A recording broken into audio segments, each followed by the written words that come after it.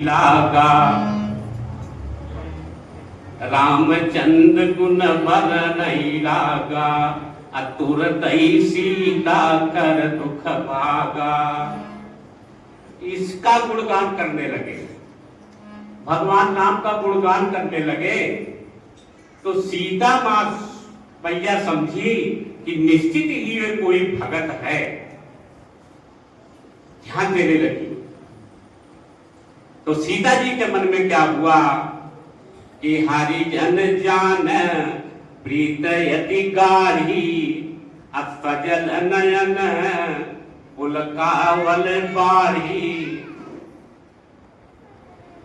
मतलब प्रेम बढ़ाया, प्रेम बढ़ गया हनुमान जी के प्रति, आंखों में आंसू बहने लगे। ये भगत का नाता होता है महापुरुषों, वही नाता यहां से भी है। एक प्रसंग और है कि भगवान राम जब काकभुकुंडी जी कौवा के रूप में थे तो भगवान राम हंस पड़े, और आगे पीछे सब जानते हैं। तो कहा जाता है कि कौवा काकभुकुंडी यानी भगवान के मुंह में घुस गए। रामचरितमानस का प्रसंग है, पढ़े होंगे तो। जब घुस गए भगवान के पेट पे, राम के पेट पे, तो क्या देखते हैं कि भिन्न भिन्न मैं देख सब अति विचित्र हरियान, अगणित भुवन फिरो मैं, प्रभु राम न देखऊं आन। बता रहे हैं, वर्णन कर रहे हैं काकभुकुंडी जी कि मैं जब भगवान राम के पेट में घुस गया तो मैंने अनेकों ब्रह्मा देखा, अनेकों विष्णु देखा, अनेकों शंकर देखा, पर्वत पेड़ देखा, नदियां देखा, अनेकों जीव जंतुओं के देखा, भिन्न भिन्न रूपों में देखा, अनेकों सूर्य देखा, अनेकों चंद्र देखा, अनेकों ब्रह्मांड देखा। जहां जहां ब्रह्मांड में मैं फिरता गया वहां ऐसे विभिन्न रूपों में मानव दिखाई देते थे, जीव प्राणी दिखाई देते थे।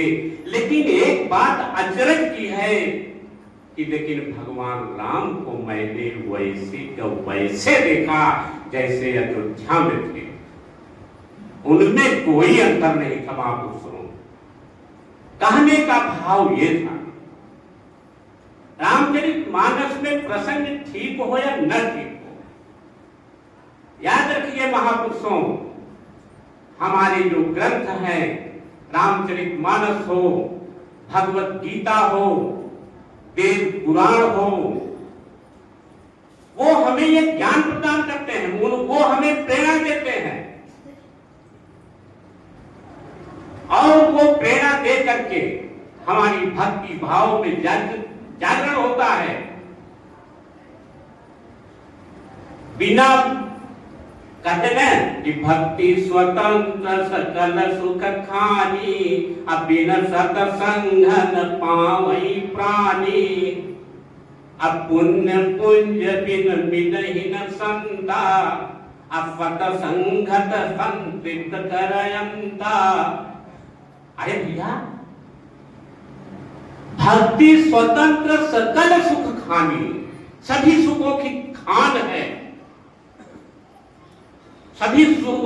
और हमारे अध्यक्ष जी बोलते हैं कि यह तन बिज की बेलरी, अब गुरु अमृत की खान, अब शीश दिए पर गुरु मिले तो अब भी सस्ता जान।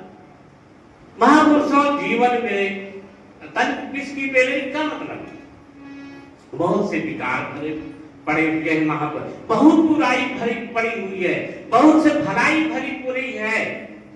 ये क्षेत्र है, ये शरीर एक क्षेत्र है महापुरुषों। क्षेत्र, इस क्षेत्र का में भले बुरे बहुत से संस्कार रूपी बुराइयों भलाई भी भरी हुई है।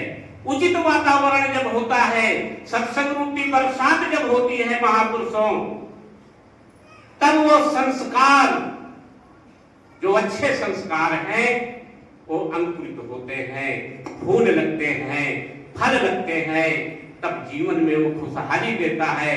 महापुरुषों, हर व्यक्ति खुशहाली चाहता है, जीवन में संपन्नता चाहता है, जीवन में समृद्धि चाहता है। कौन नहीं चाहता सुखी होने के लिए? महापुरुषों, कर्म करने पड़ेंगे। कर्मों का परिणाम वो चाहे अच्छे हो चाहे बुरे हो, मिलना स्वाभाविक है, वो खत्म नहीं। शुभ एवं अशुभ कर्म अनुहारी, देते ईश फल हृदय विचारी। आपके शुभ कर्मों का परिणाम शुभ होगा और अशुभ कर्मों का परिणाम अशुभ होगा, इसमें कोई दो राय नहीं है।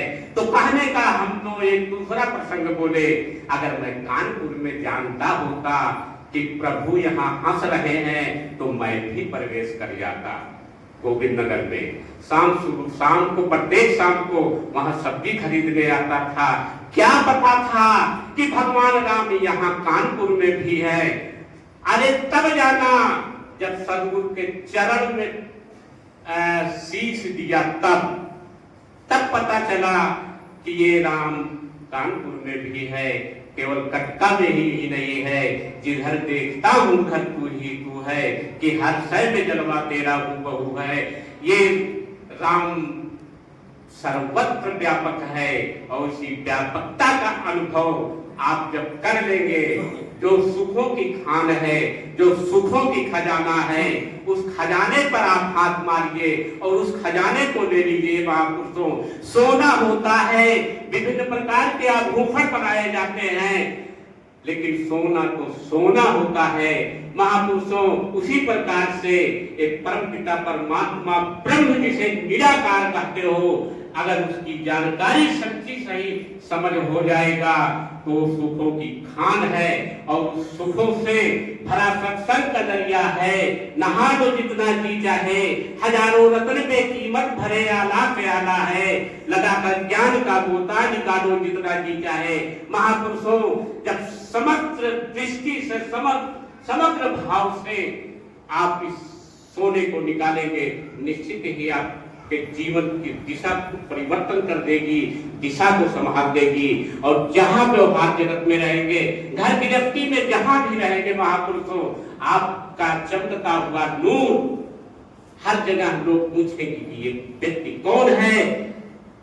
पहचान हो जाती है।